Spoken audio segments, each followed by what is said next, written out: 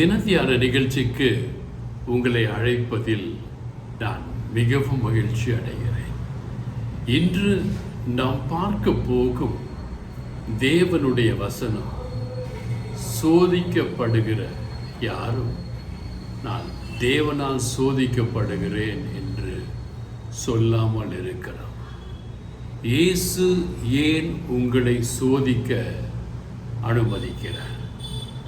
யாக்கோபுக்கு எழுதின புத்தகத்தில் பார்த்தீங்கன்னா முதல் வசனம் தெளிவாக சொல்கிறது, சோதிக்கப்படுகிற மனுஷன் யாரும் நான் தேவனால் சோதிக்கப்படுகிறேன் என்று சொல்லாதிருப்பானாக என்று தெளிவாக சொல்லப்பட்டிருக்கிறது. அப்படி என்றால் யார் சோதிக்கிறார்? சாத்தான் சோதிக்கிறார்.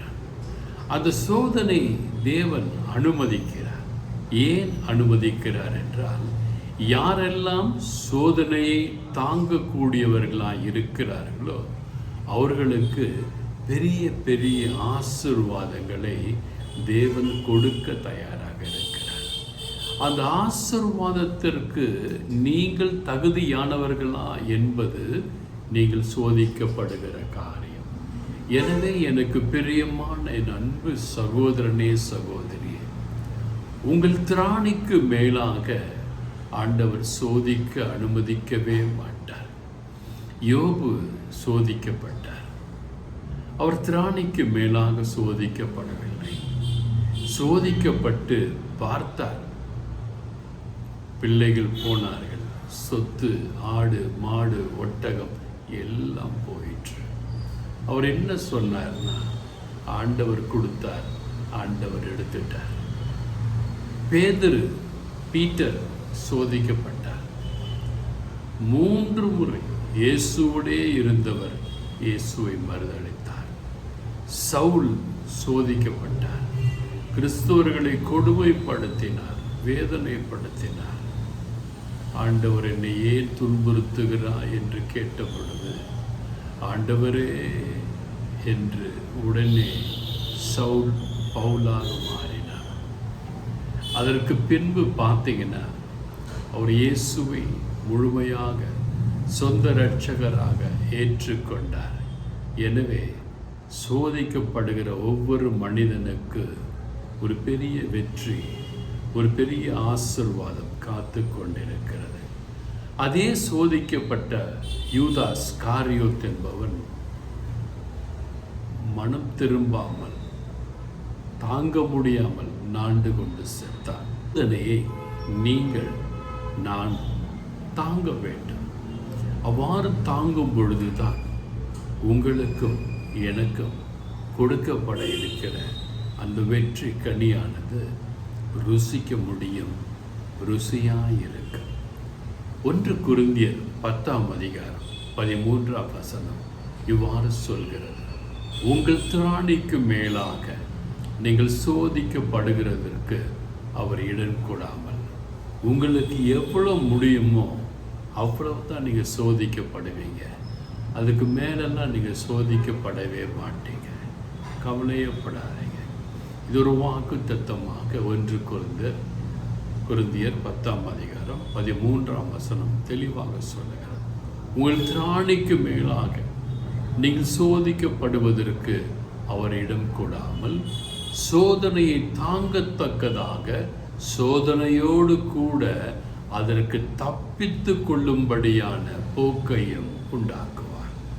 ஒருவேளை சாத்தான் உங்களை சோதித்து அழிக்க வேண்டும் என்று நினைத்து உங்களை சோதித்தாலும், அந்த சாத்தானின் சோதனையிலிருந்து நீங்கள் தக்க சமயத்திலே எப்படி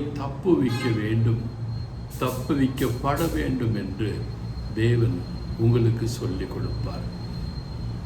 எனவே எனக்கு பிரியமான அன்பு சகோதரனே, சகோதரியே, நீங்கள் கவலைப்படாமல், ஒன்றுக்கும் கவலைப்படாமல் தேவனை நம்பி, அவர் வார்த்தையை நம்பி, அந்த சுத்தமான வார்த்தையை நம்பிக்கையோடு கடைபிடிப்பீர்களே ஆனால் நீங்கள் எல்லாவற்றிலும் ஜெயம் பெறுவீர்கள். 3 வகையான சோதனைகள் இருக்கிறது. அதை பார்க்கும் பொழுது லஸ்ட் ஆஃப் ஃப்ளஷ் என்று சொல்லலாம். அதாவது உடல் தேவைக்காக பாவம் செய்வது.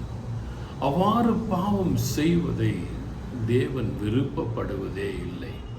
யோசேப்பு கூட பார்த்தீங்கன்னா போத்திபார் ஒய்ஃப் அவனை பிடிச்சி இழுத்து வா தப்பு செய்யலாம் வா என்று சொல்லும் பொழுது அவன் பயந்து ஓடினான். ஒரு பெரிய ராஜ்யத்திற்கு அதிபதியாக்கப்பட்டான். ஏனென்றால் அவன் பாவத்திற்கு உட்படவில்லை. மாறாக தாவீது உரியாவின் மனைவியை ஆசைப்பட்டு அவளோடு இருக்க வேண்டும் என்று விருப்பப்பட்ட காரணத்தினாலே நிறைய துன்பங்களை அவர் அனுமதித்தார். எனவே இந்த சரீரத்தின் இச்சையை, பாவத்தை நீங்களும் நானும் செய்யாமல் இருக்க வேண்டும் என்று இயேசு விரும்புகிறார். அடுத்தபடியான பாவம் பார்த்தீங்கன்னா கண்களின் இச்சை. இச்சையோடு பார்த்தாலே விபச்சாரம். மத்தேயு 5:28. இந்த இச்சையோடு பார்க்கவே கூடாது. இன்றைக்கு கூட பார்த்தீங்கன்னா நிறைய பேர் ஆடை அணியும் பொழுது, நான் பல விஷயங்களில் சொல்லியிருக்கிறேன், பல நேரங்களில் சொல்லியிருக்கிறேன், பெண்கள் ஆடை அணியும் போது தயவு செய்து ஆலயத்திற்கு வரும்போது ஸ்லீவ்லெஸ் போடாதீங்க.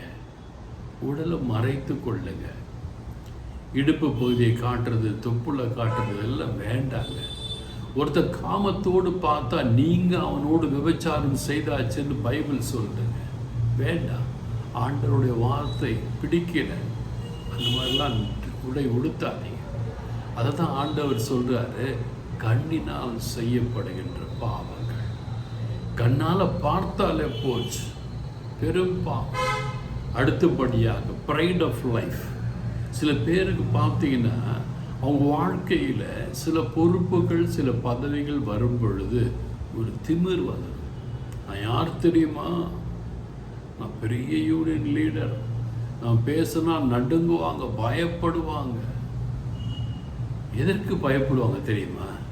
ஐயோ ராடித்தனம் பண்ணுறாங்களே, கரெக்டாக பண்ணுவாங்களே, அசிங்கமாக பேசுவாங்களேன்னு பயப்படுவாங்க. ஒரு உண்மையான தலைவன் என்று யார் என்று பார்ப்பீர்களே ஆனால் இயேசு கிறிஸ்து மட்டும்தான். யூதர்களுக்கு எதிராக, பரிசேயர்களுக்கு எதிராக, சதுசேயர்களுக்கு எதிராக போராட்டம் செய்து ஒரு மார்க்கத்தை உண்டு பண்ணினார்.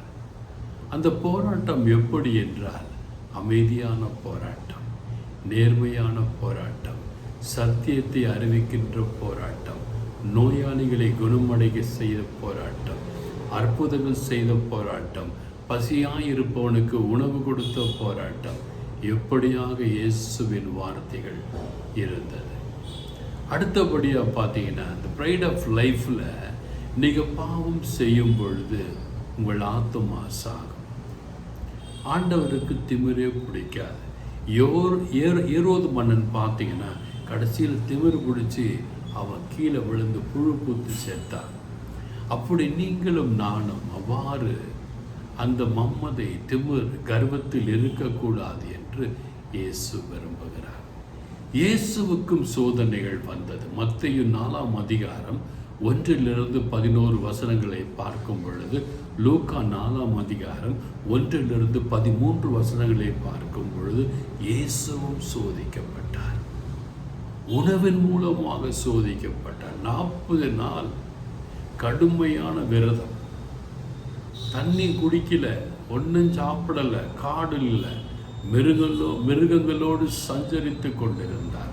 மிருகங்கள் சுற்றி உலாவிக் கொண்டிருக்கின்றன. இயேசுவுக்கு பசி. அந்த 40 நாட்கள் முடிந்த பின்பு இந்த பசியை அறிந்து கொண்டு இந்த பொல்லாத சாத்தான் இயேசுவை பார்த்து சொல்கிறான், இந்த கற்களை எல்லாம் அப்பமா மாற்றிடலாமே. இயேசு சோதிக்கப்படுகிறார். பசி. நீங்களும் நானும் கூட இந்த பசியினால் சோதிக்கப்படலாம். காம பசி, வயிற்றுக்கு பசி, பணத்திற்கு பசி, பதவிக்கு பசி, ஆடை அலங்காரத்திற்கு பசி, செட்டுக்கு பசி என்று பசியினால் சோதிக்கப்படலாம். அந்த ஒவ்வொரு சோதனையிலும் நீங்களும் நானும் எவ்வாறு இயேசு வெற்றி பெற்றாரோ அவ்வாறு நீங்களும் நானும் வெற்றி பெற வேண்டும் என்று இயேசு விரும்புகிறார். அடுத்தபடியாக பார்த்தீங்கன்னா பவர், அதாவது பதவி. சாத்தான் சொல்றான், இந்த ஆலயத்தின் உச்சியிலிருந்து நீங்க குதிச்சிருங்க, உங்க தூதர்கள் வந்து அப்படியே உங்களை தாங்கி கொள்வாங்க, உங்களுக்கு அவ்வளோ பவர் இருக்கா பார்ப்போம் என்று சொல்லும் பொழுது இயேசு அதிலும் கடந்து வருகிறார். உன் தேவனாகிய கர்த்தரை சோதியாதிருப்பாயாக என்று இயேசு சொல்லுகிறார். கடைசியாக பார்த்தீங்கன்னா தேவாலயத்தின் உச்சியிலிருந்து சொல்றான், இந்த எல்லாத்தையும் பாருங்க, இந்த உலகம் எல்லாம் என்னுடைய ஆளுகையின் கையில் இருக்கிறது, என்னை வணங்கி பாருங்க, இது அத்தனையும் நான் உங்களுக்கு கொடுப்பேன் என்று சாத்தான் இயேசுவையே சோதிக்கின்றான். அப்பொழுது இயேசு என்ன சொல்லுகிறார் தெரியுமா? உன் தேவனாகிய கர்த்தரை நீ சேவிப்பாயாக என்று சொல்லி விரட்டி அடிக்கிறார். இந்த சாத்தானை நீங்களும் நானும் கூட விரட்டி அடிக்கணும். யாக்கோபு 4:7 இவ்வாறு சொல்கிறது, ஆண்டவருக்கு கீழ்ப்படியுங்கள், சாத்தானை எதிர்த்து நில்லுங்கள். நீங்கள் எப்பொழுது ஆண்டவருக்கு கீழ்ப்படிவீர்களோ அப்பொழுதுதான் சாத்தானுக்கு எதிர்த்து நிற்க முடியும். நீங்கள் ஆண்டவருக்கு கீழ்ப்படிந்து ஆண்டவரின் வார்த்தைகளை கை கொள்வீர்களே ஆனால், எவ்வாறு தாவீது வெற்றி மேல் வெற்றி பெற்றானோ அதே போன்று நீங்களும் நானும் வெற்றி மேல் வெற்றி பெற அருள்நாதர் இயேசு உங்களுக்கும் எனக்கும் கிருபை செய்ய வல்லவராயிருக்கிறார். எனவே இது சரீர இச்சை, கண்களின் இச்சை, திமிர், அதிகார திமிர் எல்லாத்தையும் விட்டுருங்க. விட்டுட்டு நீங்க என்னை சோதிப்பதற்கு, சாத்தானே உனக்கு அவ்வளோ தில்லு இருக்கா, பார்க்கலண்டா நீயா நானா என்று வரிந்து கட்டி கொண்டு சாத்தானை எதிர்த்து நின்று பாருங்கள். உங்கள் வீட்டில் உள்ள எல்லா பிரச்சனைகளையும் தவிடுபொடியாக்கி ரெண்டத்தனையாய் ஆண்டவர் ஆசீர்வாதத்தை கொடுப்பார். என்ன பிரதர், உண்மையாவா? ஆமாம், யோபுக்கு கொடுத்தார். அவன் சோதிக்கப்பட்ட பின்பு தேவன், இவன் சோதிக்கப்பட்டு விட்டான், இவனுக்கு பெரிய பரிசை தர வேண்டும் என்று எதையெல்லாம் இழந்தானோ அவை அனைத்தையும் ரெண்டத்தனையாய் கொடுத்தார். பேதுரு 3 முறை மறுதளித்த பேதுரு மனம் கசிந்து அழுது, நான் சோதனையில் வீழ்ந்து விட்டேன், இனி ஒரு காலமும் அவ்வாறு வீழவே மாட்டேன் என்று சொன்ன பொழுது, பேதுருவே என் ஆடுகளை மேய்ப்பாயா என்று பேதுருவை மெய்ப்பனாய் மாற்றினார். சவுலை பார்த்து ஆண்டவர் சொன்னார், சவுலே சவுலே எனக்காக நீ என்ன செய்தாய்? சவுல் ஆண்டவருக்காக மூலை முடுக்கெல்லாம் சென்று ஊழியம் செய்து எத்தனையோ புத்தகங்களை எழுதி எல்லா மக்களையும் ஆண்டவரின் பால் ஈர்க்க பெரிய காரியங்களை செய்தார். இன்று சொன்ன ஒவ்வொரு வசனங்களையும் வாசித்து பாருங்க. அவ்வாறு வாசித்து பார்த்து தியானித்து, என் எத்தனை சோதனை வந்தாலும் அதை நான் எதிர்த்து நிற்பேன் என்று சொல்லி நீங்கள் ஒப்பு கொடுப்பீங்கன்னா நீங்கள் நல்லா இருப்பீங்க, உங்கள் குடும்பம் நல்லா இருக்கும், உங்கள் பிள்ளைகள் நல்லா இருப்பாங்க, உங்கள் பேர பிள்ளைகள் நல்லா இருப்பாங்க. God bless you all.